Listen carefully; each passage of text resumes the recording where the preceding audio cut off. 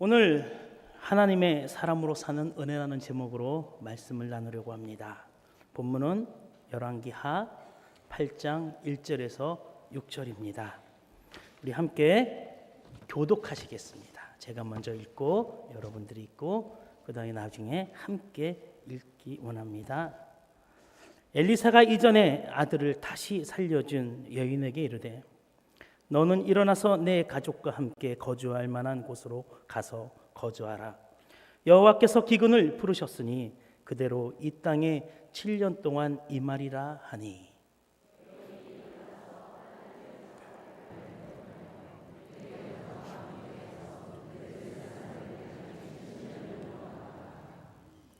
(7년이) 다함에 여인이 블레셋 사람들의 땅에서 돌아와 자기 집과 전투를 위하여 호소하러 하여 왕에게 나아갔더라.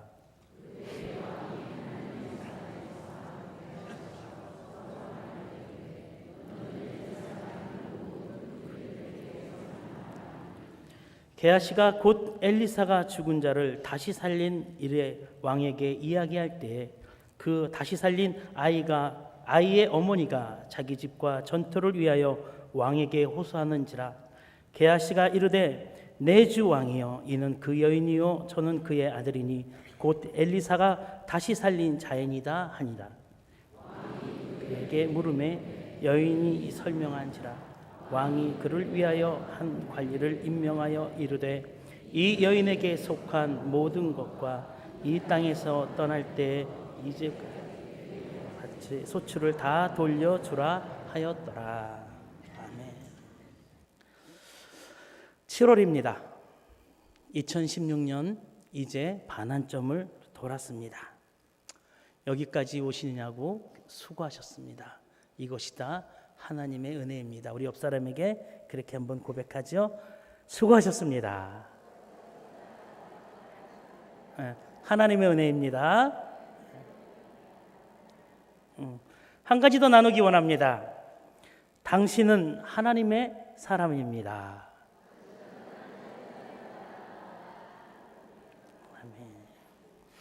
오늘 저는 당신은 하나님의 사람이라는 찬양을 소개하면서 하나님께서 저와 여러분에게 주신 말씀을 나눠보려고 합니다.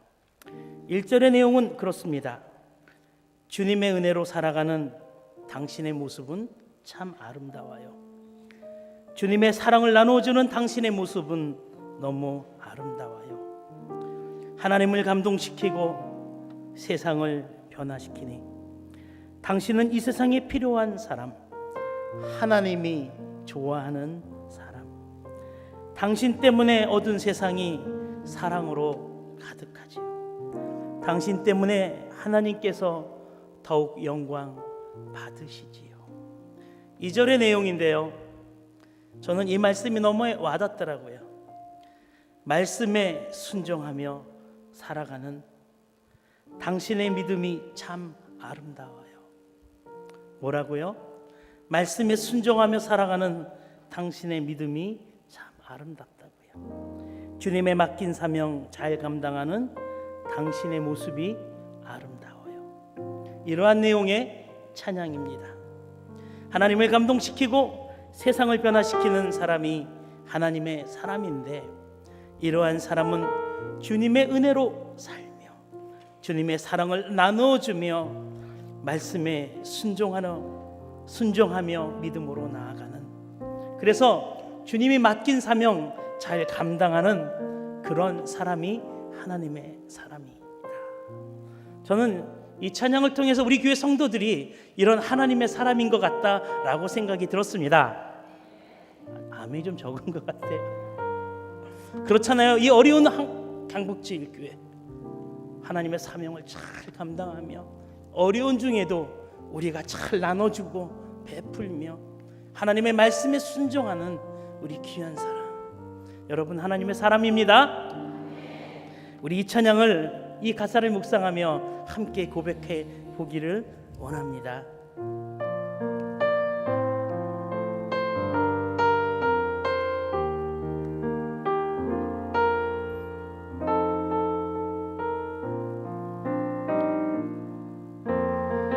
주님의 은혜로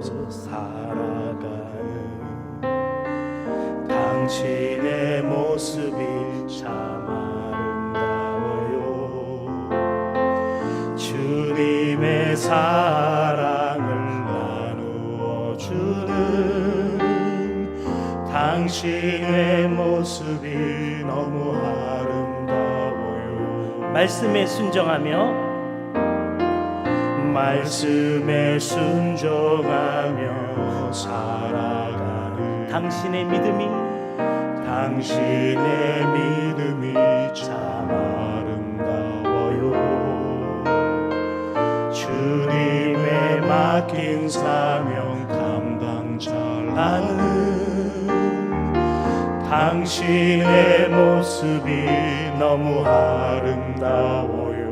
하나님을 감동시키고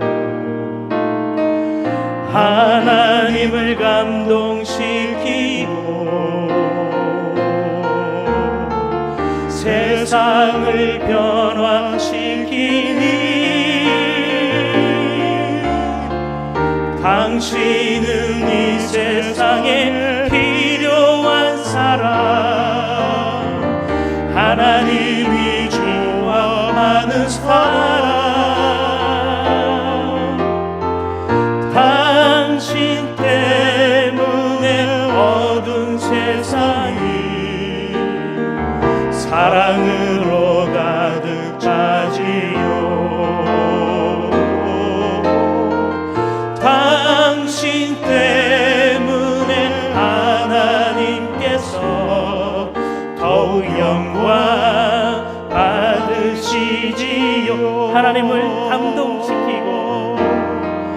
하나님을 감동시키고 세상을 변화시키니 당신은 이 세상에 필요한 사람, 하나님이 기뻐하는 사람, 당신 때문에 어두운 세상이 사랑으로 가득 차지요.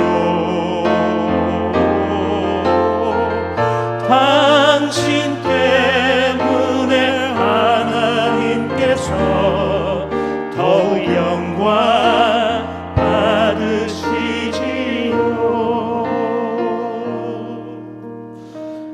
특히 2절에 말씀에 순종하며 살아가는 당신의 믿음이 참 아름답다는 말, 다시 한번 감동이 됩니다. 그래서 저에게는 소원이 있어요. 오늘 본문에도 6번이나 반복되어져 있는 말인데 하나님의 사람이라는 말입니다. 이 수식어가 제 이름 앞에 붙는 삶을 살고 싶다라는 거예요. 하나님의 사람 엘리사라고 했던 것처럼 하나님의 사람 남기홍. 여러분도 한번 붙여볼까요? 하나님의 사람, 여러분의 이름을 부르십시오. 하나님의 사람, 이름을 부르시는 거죠. 말씀에 순종하며 산다는 것은 참으로 어렵지만 그것이 하나님의 사람으로 살아가는 길이라면 힘들지만 그 길을 가는 것이 그리스도인의 즉 예수님의 제자된 삶을 사는 길이 아닐까 생각해 봅니다. 그리고 그 길을 꼭 가고 싶다라는 거죠. 여러분도 이 길을 가시기를 간절히 소망합니다. 여러분들의 이름 앞에 저 사람은 하나님의 사람이야 라는 수식어가 붙게 되길 간절히 소망합니다. 그렇다면 오늘 본문에 하나님의 말씀에 순종하며 믿음으로 반응을 보인 한 수냅 여인을 주목하여 보시기 바랍니다. 그리고 하나님의 사람으로 말씀에 순종한 수냅 여인을 통해 하나님의 은혜가 무엇인지 말씀을 통해 확인하는 은혜가 있게 되길 바랍니다. 하나님의 말씀에 순종하려면 먼저 그 말씀에 무엇인지 들어야만 합니다. 왜냐하면 하나님은 우리에게 말씀해 주시는 분이시라는 것이죠. 1절입니다. 다시 한번 같이 읽겠습니다. 시작.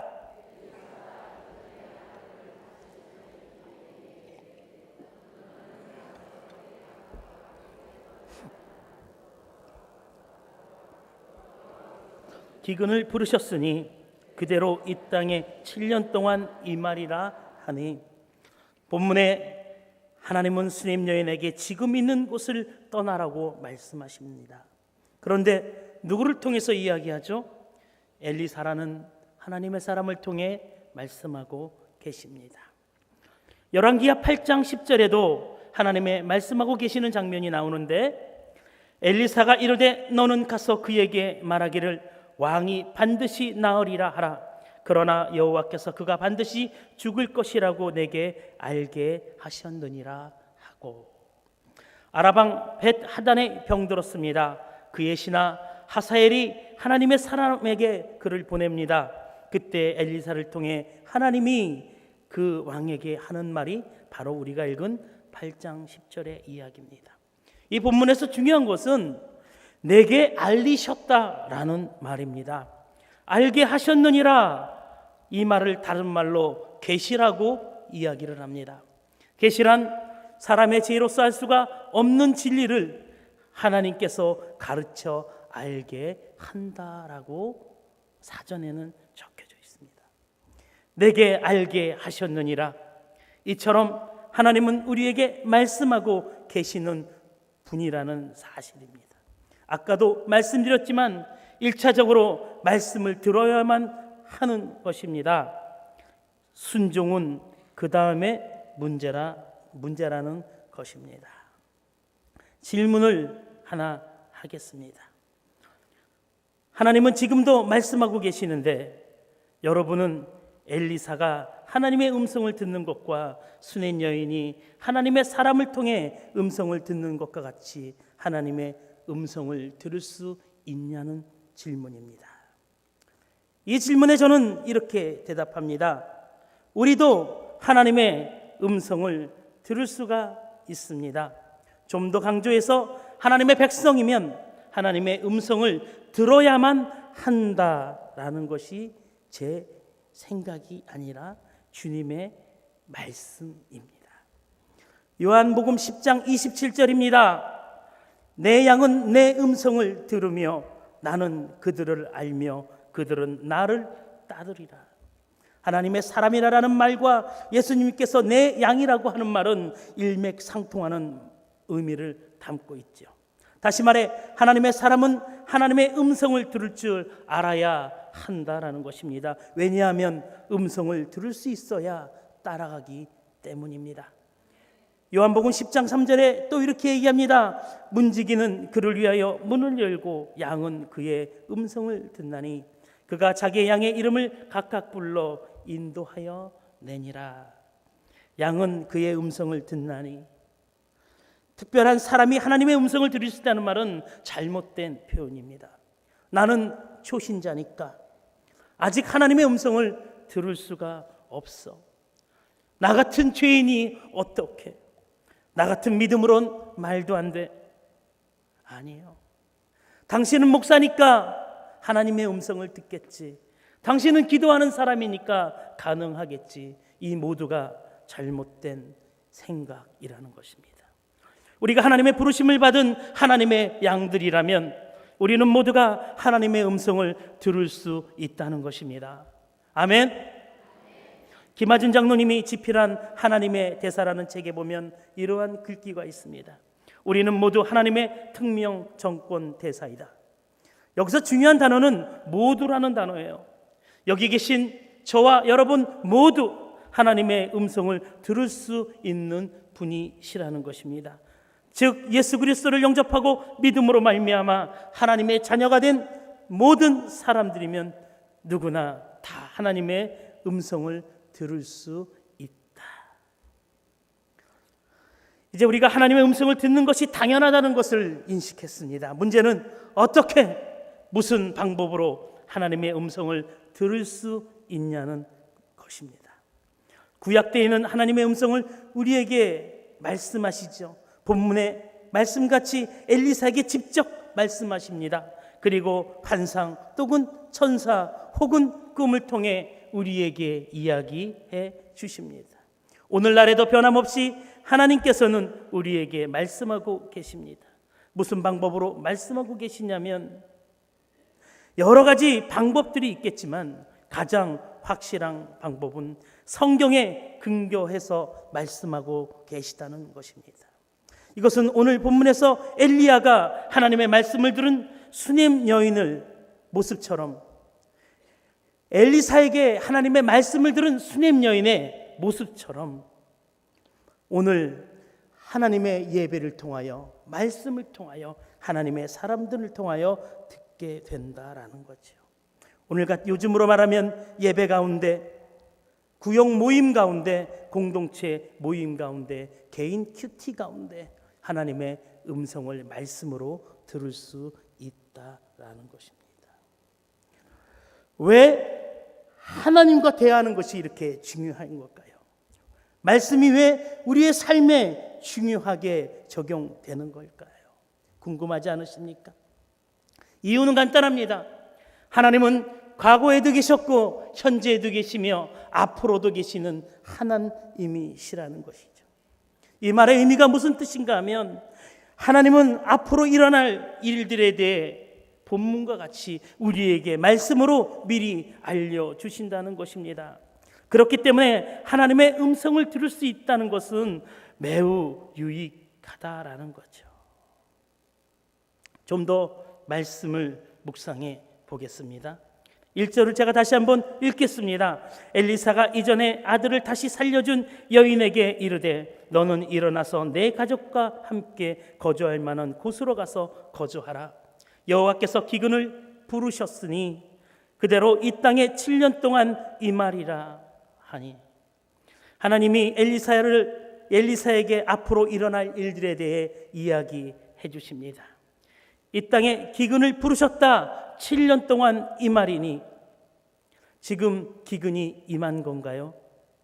앞으로 다가올 기근인가요?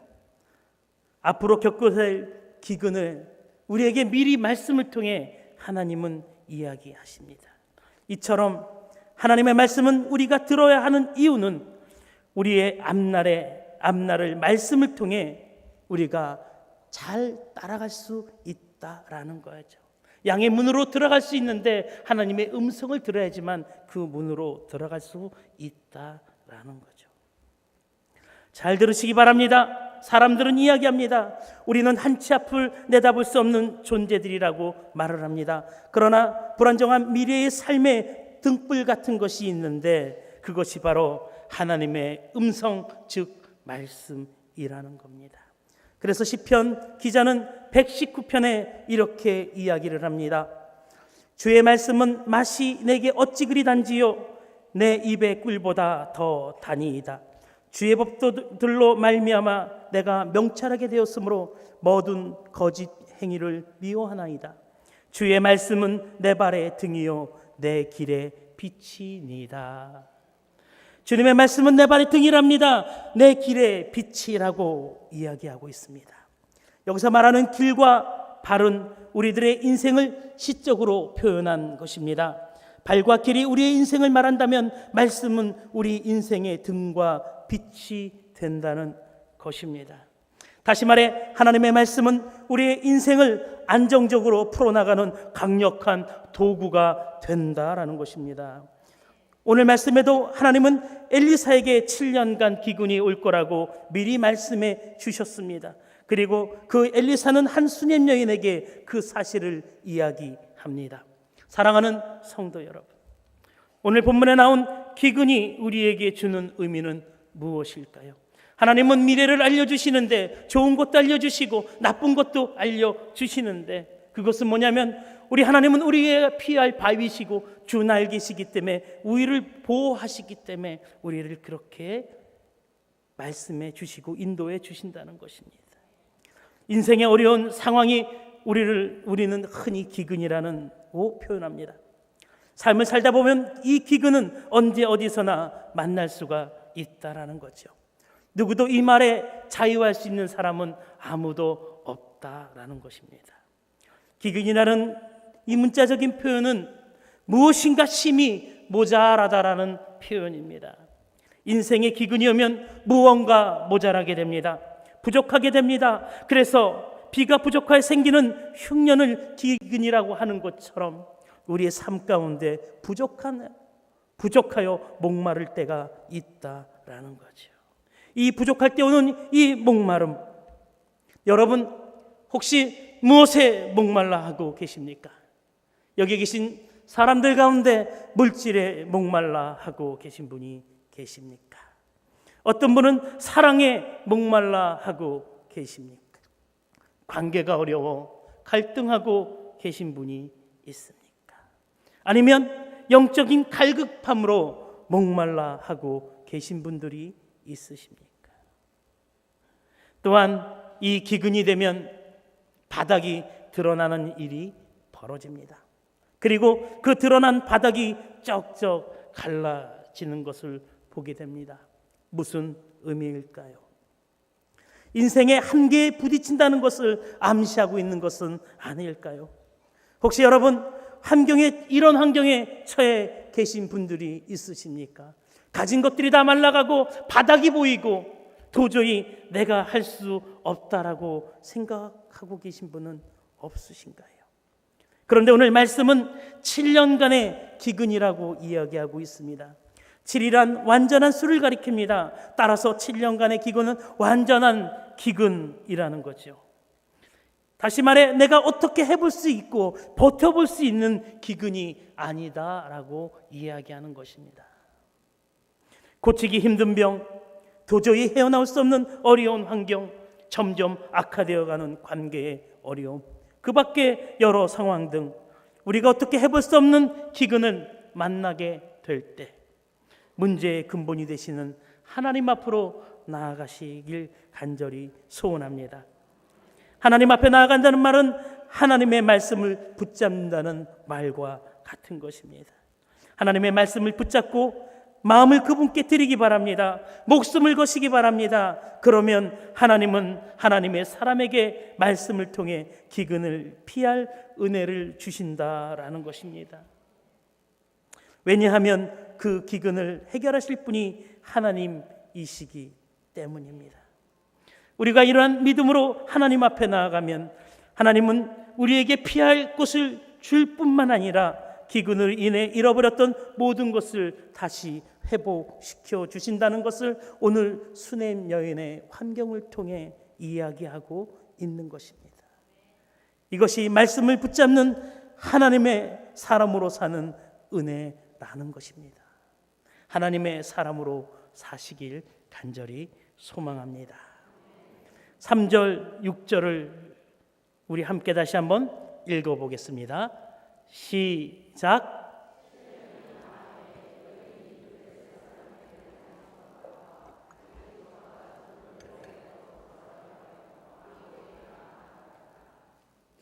(6절까지요) 4절 시작.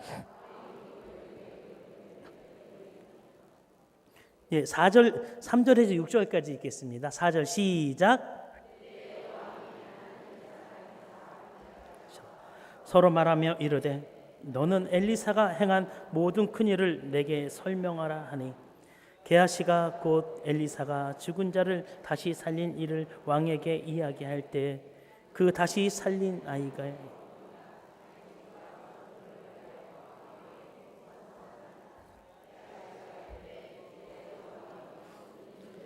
그 여인이요 저는 그의 아들이니 곧 엘리사가 다시 살린 자니이다 하니라.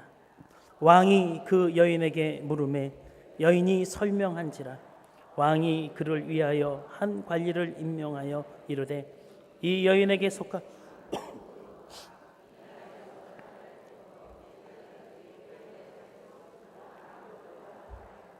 아멘. 하나님은 하나님의 방법으로 하나님의 정확한 때에 하나님께서 말씀을 믿는 자들에게 은혜를 베풀어 주십니다. 수넴 여인은 7년의 기근을 잘 피했을 뿐만 아니라 잃어버렸던 모든 재산을 다시 찾게 됩니다. 손해볼 것 같았던 일들을 생각지 못하는 방법으로 쉽게 해결되어지는 일을 겪게 됩니다. 오늘 그 이야기가 여러분이 읽은 3절에서 6절의 이야기입니다. 불확실한 것들이 확실하게 되고 생각지도 않은 일들이 하나님의 은혜로 이루어지는 놀라운 은혜가 저와 여러분들의 삶 가운데도 넘쳐나게 되길 간절히 소망합니다. 여러분 다들 아멘 하셨죠? 그런데 성경은 우리에게 하나님의 사람으로서 은혜를 누리며 살기 위해서는 한 가지 요구하는 것이 있다라는 거죠. 우리 2절입니다. 2절을 함께 읽겠습니다. 시작. 여인이 일어나서 하나님의 사람의 말대로 행하여 그의 가족과 함께 가서 블레셋 사람들의 땅에 7년간 우거하다가. 하나님의 사람으로 사는 신앙인의 모습은 하나님의 음성에 믿음으로 반응하는 삶을 살아야 한다라는 것입니다. 처음 시작할 때 당신은 하나님의 사람 2절의 가사를 기억하십니까? 말씀에 순종하며 살아가는 당신의 믿음이 아름다워요. 말씀을 들으면 이제 그 말씀에 따라 살아야 하는 것입니다. 그것을 다른 말로 순종이라고 부릅니다. 수넴 여인은 하나님의 사람인 엘리사의 말씀 앞에 순종합니다. 다시 말하면 이 수넴 여인은 하나님의 말씀의 권위 앞에 순종한 모습을 했던 것입니다. 2절에 이러한 표현이 나옵니다. 하나님의 사람의 말대로 행하여. 이 여인의 순종이 쉬웠을까요? 아니면 어려웠을까요? 열왕기사 8절에 보면 이렇게 이야기를 합니다. 수넴 여인이 표현하는 수식어가 나오는데 하루는 엘리사가 수넴에 이르렀더니 거기에 한 귀한 여인이 그를 감고 나더라. 수넴 여인은 가진 것이 많은 부자였습니다. 그래서 그녀는 귀한 여인이라고 말을 하고 있는 것입니다. 여러분, 수넴 여인이 많은 것을 소유하고 있었는데 그런데 엘리사가 와서 말을 한마디 합니다. 모든 것을 뒤로 하고 블레셋 땅으로 갑니다. 거기서 7년을 우거합니다. 여러분, 우거하다라는 표현은 남의 집이나 타양에서 임시로 몸붙여 살 때 쓰는 단어입니다. 좋은 집을 뒤로 합니다. 풍요로운 생활을 뒤로 합니다. 안락하고 여유 있는 삶을 뒤로 하고 자식까지 있는데 문화와 종교가 드는 곳에서 7년 동안 새빵살이와 같은 생활을 합니다. 더욱이 3절에 보면 이 여인이 돌아와 자기 집의 전토를 위하여 호소하려 한다고 써 있습니다. 이것은요, 만약에 입증이 안 되면 이 땅을 도로 찾을 수 없는 상황을 이야기하고 있는 거죠. 다시 말해 엘리사의 말은 분명히 하나님의 말씀이지만 우리가 볼 때에는 불확실한 미래라는 큰 위험을 안고 고생해야 되는 명령입니다. 여러분, 이게 쉬워요? 어렵습니다. 제가 여러분한테 가갖고 여러분 갖고 있는 거 다 팔고 딴 데 가 그러면 여러분들 가시겠습니까? 못 갑니다. 어려운 명령이에요. 이 수넴 여인의 순종은 쉽지 않은 결정이었다는 것입니다. 하나님의 말씀을 실천한다는 것이 결탄코 쉬운 일은 아닙니다. 왜냐고요? 지금 여인의 앞에 기근이라는 어려운 환경이 놓여 있는 것이 아니었기 때문에, 미래에 일어날 한 사건이었기 때문에 더욱 순종할 수 없다라는 겁니다. 이성적으로 이해가 되지 않고 합리적으로 내가 생각할 때 옳지 않은 것 같아 보이지만 때로는 하나님의 말씀이 그러하면 우리는 믿고 따라야 되는 것입니다. 왜 하나님은 우리에게 잘 이해할 수 없는 일들에 대해 순종하라고 말씀하고 계신가요? 존 비비어의 순종이란 책을 보면 권위라는 단어와 순종이라는 단어가 거의 동등되게 표현되고 있습니다. 이것은 무엇을 의미하냐면 순종은 하나님을 인정하는 행위, 그 권위 앞에 복종하는 행위라는 거죠. 하나님은 내 인생의 주인이시며 나를 절대로 버리지 아니하시며 내 인생을 이끌고 가신다는 그 하나님을 인정하는 것입니다. 내 인생에 기근이 와서 내가 어떻게 할 수 없는 기근이 올 때도 하나님은 반드시 거기서 나를 들어내시겠다라고 하는 그것을 믿는 것입니다. 하나님은 무엇이든지 할 수 있는 단 하나 유일하신 하나님이기 때문이라는 것을 우리는 믿어야 한다는 것입니다. 그래서 존 비비어의 순종이라는 책의 표제가 하나님의 권위 아래서 누리는 보호와 자유라는 것입니다. 이것은 마치 예수 그리스도의 사역과 같은 것입니다. 예수님은 하나님의 권위에 순종하셨습니다. 땀방울이 핏방울이 될 때까지 그는 기도했으며 결국 우리를 위하여 예수님은 십자가를 지고 죽으셨어요. 이 십자가 사건은 우리를 보호하시고 죄로부터 자유를 주시기 위한 하나님의 사랑이고 은혜였다라는 사실입니다. 하나님의 사람은 하나님의 음성을 들을 수가 있습니다. 그 하나님의 말씀이 인생에서 만나는 어려운 일들을 피할 수 있는 길을 열어주는다는 사실입니다. 다시 말해 우리의 삶을 보호해 주신다라는 거죠. 그래서 우리 인생에 있어서 말씀은 굉장히 소중한 것입니다. 여러분이 하나님의 사람으로 그 하나님의 삶을 살 때, 말씀을 붙잡고 살 때 하나님의 이러한 수냄 여인에게 주었던 은혜가 흘러 넘쳐난다는 사실입니다. 저는 분명히 고백합니다. 저와 여러분은 하나님의 사람입니다. 저와 여러분은 하나님의 사람입니다. 하나님의 말씀의 권위 아래 어떠한 상황도 뛰어넘게 되는 그 은혜가 우리의 삶 속에서 하나님의 날개 및 평안을 누리게 되는 귀한 삶을 한 주간 아니 우리의 일생 가운데 넘쳐나게 되시기를. 그래서 우리의 이름 앞에 하나님의 사람이라는 그 수식어로 하나님께 영광 돌려 하나님이 기뻐 받으시는 우리가 될 수 있도록 간절히 축원합니다. 기도하겠습니다.